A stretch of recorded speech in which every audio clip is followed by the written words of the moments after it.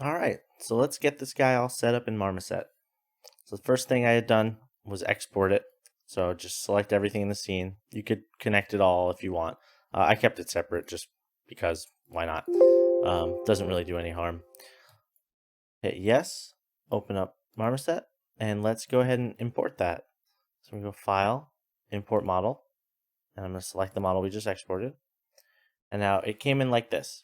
So it has the material that we had on there, but everything is black. So let's do a couple things to get this visible. We have a few options. First thing I'm going to do is minimize, because we have each of our things here individual of our elements of our model, but we don't need to edit those individually. So I'm going to close that, and we already have a texture on this guy. So I'm just going to change the material so it's going to work for us.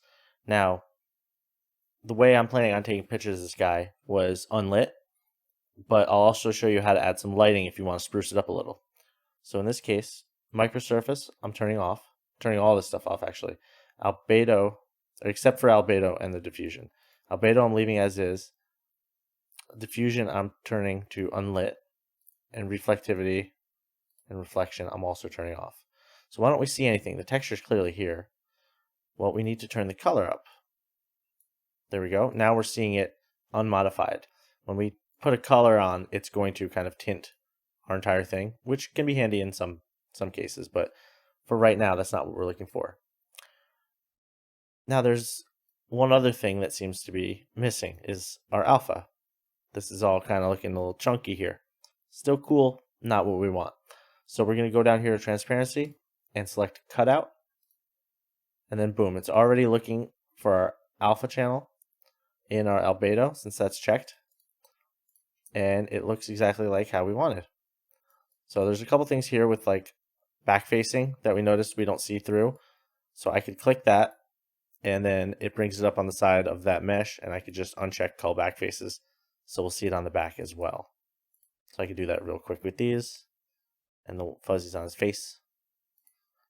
And now, yeah, we see it all from the back as well. That's pretty cool. I'm going to do it to this one too, just to see how the back face looks there. I don't think we necessarily need it on that one. So I'm going to leave it up to you guys, judgment call. So leaving it off here. Now, that's cool. We could just take a picture if you want. But I'm going to show you a couple other things. First of all, if you do want to just take a picture at this point, you would just simply go to capture and then image. There's a few other options such as opening the image right when it's captured, putting it on your clipboard, to ArtStation, video, all that stuff. To set where the image is going, it's in Edit Preferences at the bottom. You'll be able to say, I want my image to output here. So there you go. You press that button and you got yourself a photo. However, let's go and tweak it in a couple other ways. So the first is that we could change the background. Right now, it preloaded kind of an image here. I like to change this to color and manually pick the color of the background. Like some of you might want to go dark or black or white, just kind of a neutral background. You can also save it as an alpha to add your own background. So if you don't want this color at all, you don't even have to do the trick like I showed in Maya of turning the background to magenta. You can just export as like a PNG. So in the capture settings, we can say PNG and we can say transparency. Make sure that's checked. There's also other formats that will also have transparency as an option. So in that case, you take a picture and then all the back, anything but your model will be transparent. So that's really useful if you want to put them in an environment or if you want to paint behind them, any of that kind of stuff. It's really cool. But in this case, that's all we need to take a picture of our unlit result. Now, what if we want to do some lighting? Well, first thing we need to do is add a light. So we can do that up here, new light. And it's going to pop it into the scene. And we can move this light around, but it doesn't seem to be doing anything to this guy. And that's because our diffusion is still set to unlit. So I'm going to turn this back to Lambertian. And it gets a lot darker. Well, we're going to have to change our light settings in order to fix that. We have our light here that we just created, in addition to our sky that we can control individually. Now this is This is going to be like an overall. This is just an ambient light.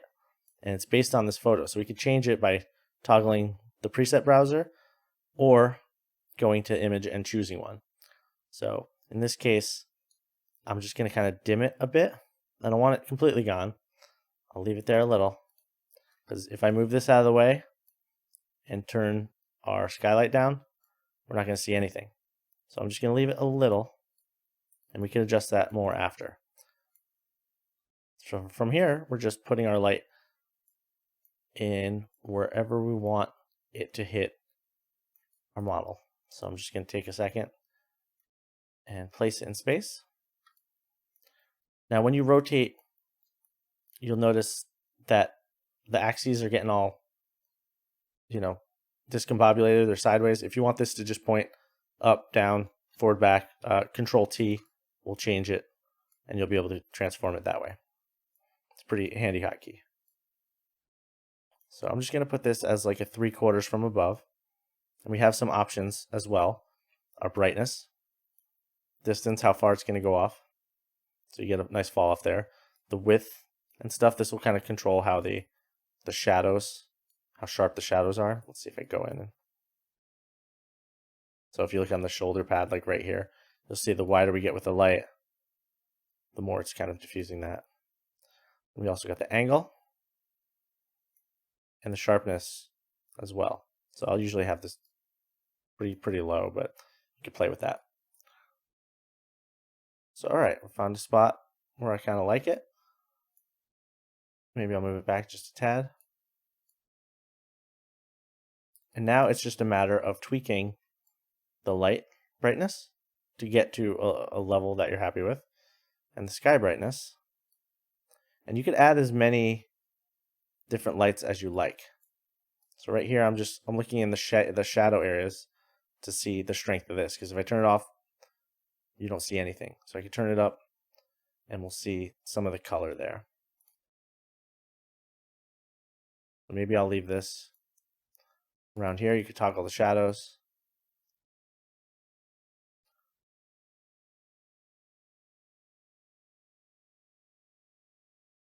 It might be worth a shot to try some other sky presets too, if you like, just to see what they're like, because it's going to affect it pretty drastically, especially their color. As you can see, it's a pretty bold effect. So you could turn this off completely if you like, or find one that just kind of matches the vibe you're going for. So maybe I'll try something like that, and I'll just turn it down a little. And then in my light, I'm going to just kind of soften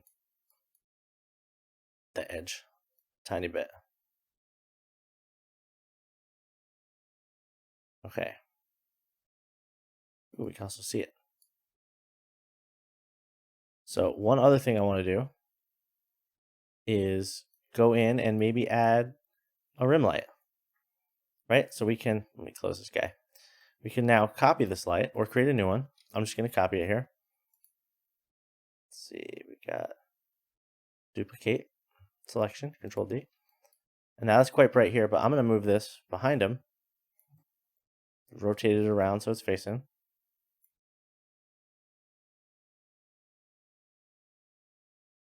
Maybe I'll reduce the distance as well as the angle just a bit, but I'm going to crank the brightness.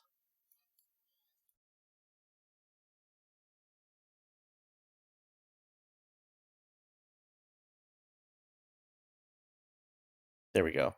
So now he has like this strong backing light. And this can be really nice to kind of pop your shapes out.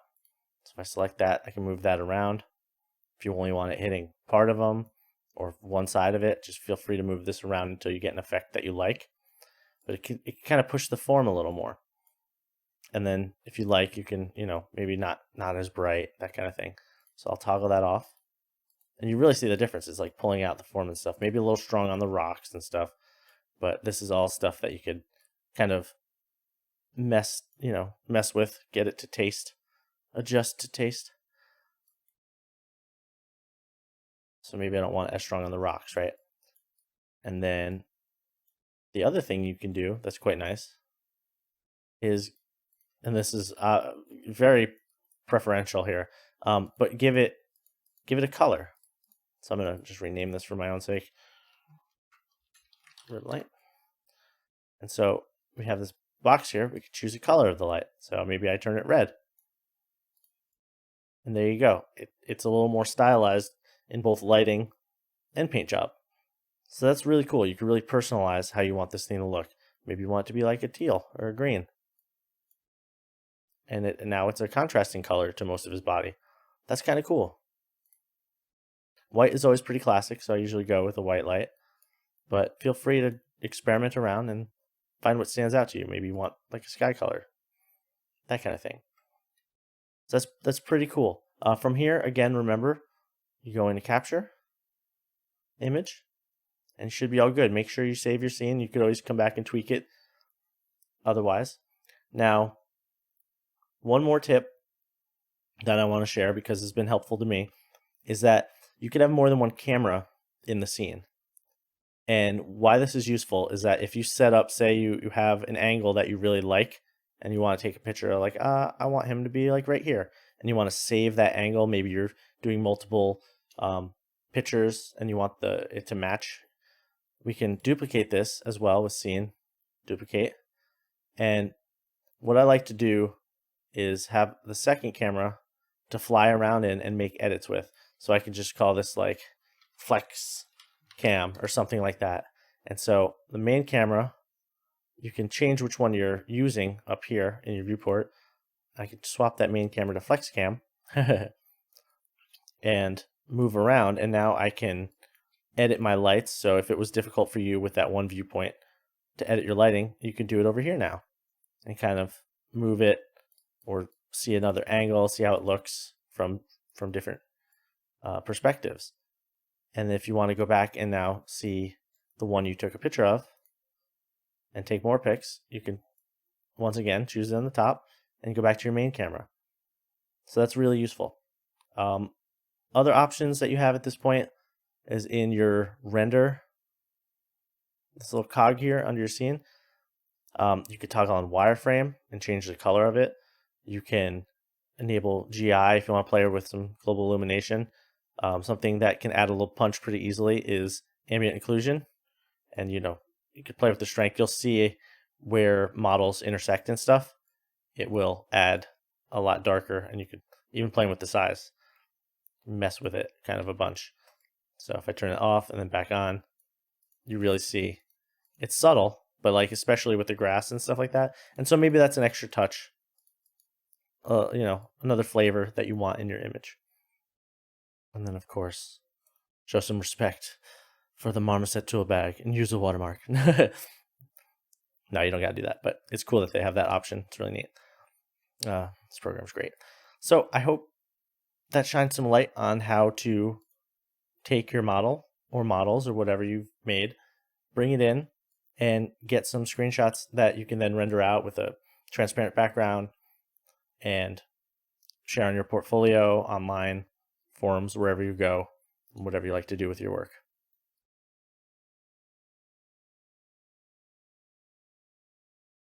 I want to thank everyone who's made it this far for their time and energy. I hope I was able to shine some light on the process of creating your own little something in 3D.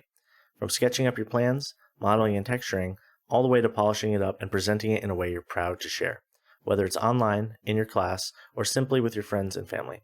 I hope you were able to get a clearer and fuller picture of what the creation of a game asset is like, and maybe picked up a few tricks or ideas along the way.